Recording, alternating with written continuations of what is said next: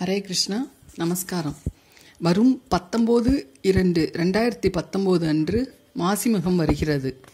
அதை எப்படி நாம் கொண்டாட வேண்டும், மாசிமக சிறப்புகள் என்ன, அதற்கான விசேஷ காரணங்கள் என்ன, அதனால் ஏற்படும் பலன்கள் என்ன என்பதை இன்று பார்க்க போகிறோம்.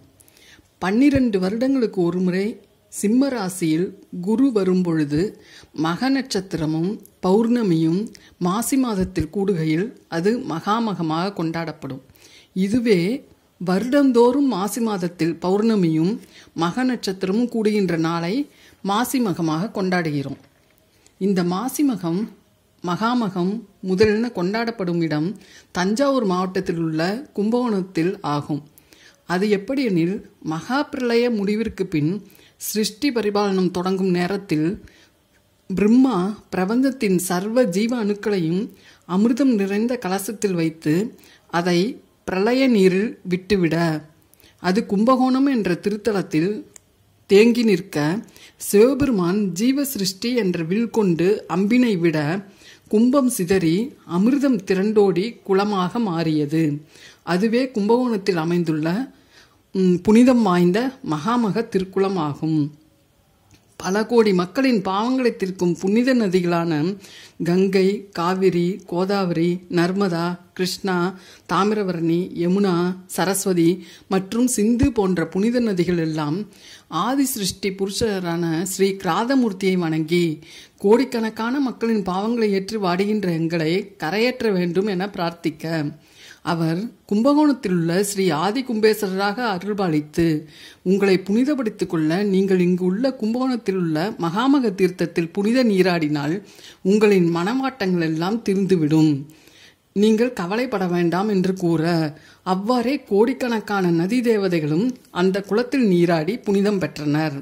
எனவே அவர்கள் குளித்த அந்த தினமே கோடிக்கணக்கான நதி தேவதைகளும் மகாமக குளத்தில் நீராடி புனிதமான நாளே மாசி மாதத்தில் மக நட்சத்திரம் கூடும் திருநாளாக அமைந்தது. மேலும் இந்த மகாமக குளத்தில் உள்ள முக்கியமான 19 தீர்த்தங்கள் என்ன என்பதையும் பார்ப்போம்.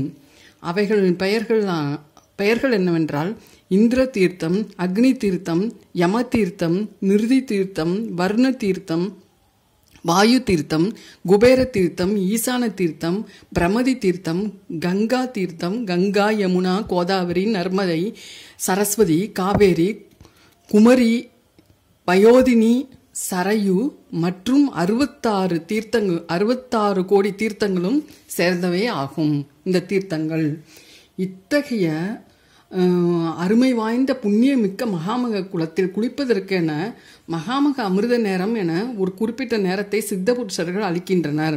இந்த நேரமானது இறைவனுக்காக தங்களை அர்ப்பணித்து தியாக மனப்பான்மையுடன் வாழும் உத்தம இறை பணியாற்றுபவர்களுக்கு சித்த புருஷர்கள் அருள்வார்களாம். அந்த நேரத்தில் கோடிக்கணக்கான நதி தேவதைகள், 33 கோடி தேவர்கள், மகரிஷிகள், யோகிகள், சித்த புருஷர்கள் என அனைவரும் நீராட வருவார்கள்.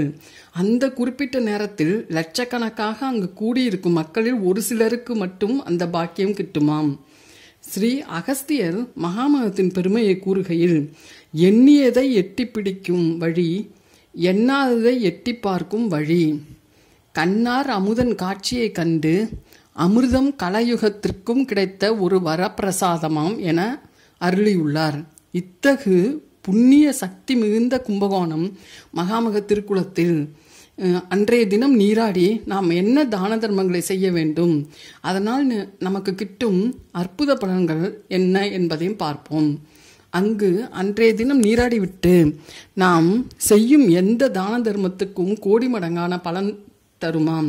காரணம் என்னவெனில், 66 கோடி புண்ணிய நதி தேவதைகள், 33 கோடி தேவர்கள், பித்ருக்கள் என மகாமக திருக்குளத்தில் நீராடி நாம் கொடுக்கும் தான தர்மத்தை ஏதாவது ரூபத்தில் வந்து பெற்றுக்கொண்டு நம்மை ஆசீர்வதித்து செல்வார்கள்.